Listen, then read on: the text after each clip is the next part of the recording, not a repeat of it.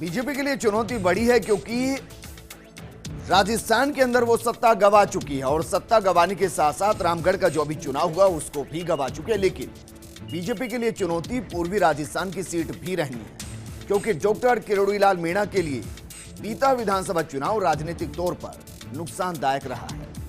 उनके परिवार का कोई नुमाइंदा या उनकी खुद की राजस्थान के मौजूदा विधानसभा में दस्तक पहुंच नहीं पाई। यह अलग बात है कि वो खुद राज्यसभा में है।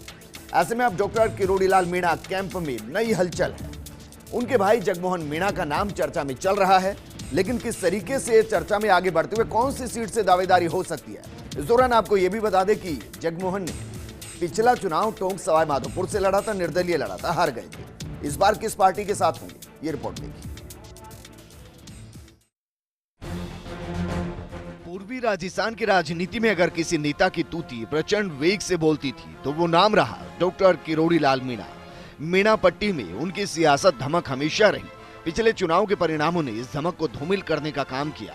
उनकी पत्नी गोलमा देवी भी हारी और भतीजे राजेंद्र को भी शिकस्त मिली। सालों में ऐसा पहला अवसर है जब चुनाव जीतकर डॉक्टर किरोड़ी या उनकी फैमिली का कोई भी सदस्य ना तो लोकसभा में और ना ही विधानसभा में।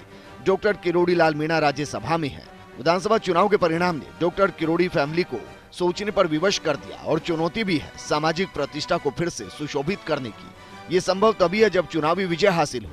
लियासा लोकसभा चुनाव में निशाने पर 200 और टोंक सवाई माधोपुर सीट है। डॉक्टर किरोड़ीलाल मीणा के भाई जगमोहन मीणा उतरना चाहते हैं चुनावी समर में। बीजेपी के टिकट पर नैया पार लगाने की इच्छा है। मैं कांग्रेस पार्टी की तरफ से मुझे आगे से ऑफर आया था कि आपको लोकसभा चुनाव लड़ना है और आप वीआरएस ले लें, आप नौकरी से अपना मुक्त कर लें। मैंने कई बार उसको सोचा, मंथन किया, लेकिन उन्होंने ये कहा था कि आपका टिकट तय कर दिया गया है। जब पार्टी के बड़े नेताओं ने मुझे ये कह दिया तो मैं आश्वस्त हो गया।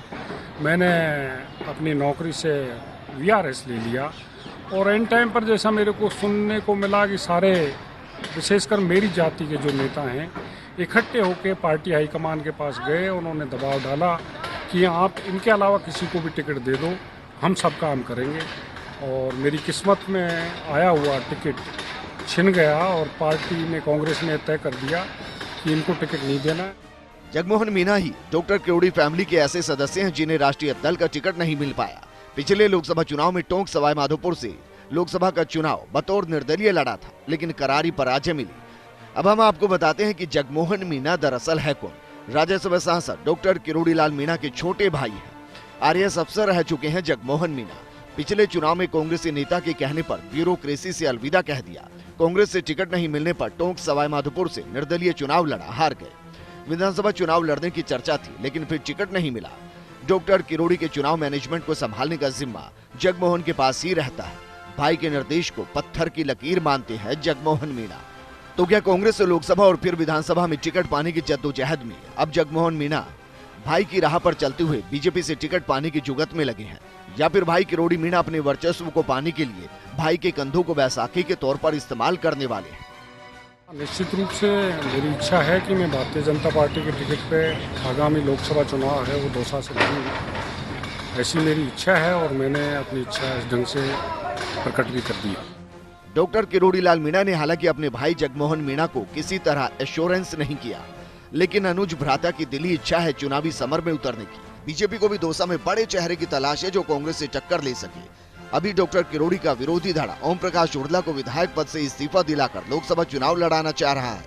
पूर्व मंत्री रामकिशोर मीणा, जसकौर मीणा और वीरेंद्र मीणा भी ताल ठोक रहे हैं। एक सोच ये भी है कि डॉक्टर किरोड़ीलाल मीणा को ही चुनाव लड़ा दिया जाए। अब बाजी किसके हाथ में लगेगी ये भविष्य के गर्भ में है। बीजेपी को लेनी है परसादी लाल मीणा और मुरारी लाल मीणा से टक्कर। फर्स्ट इंडिया के लिए योगेश शर्मा की रिपोर्ट।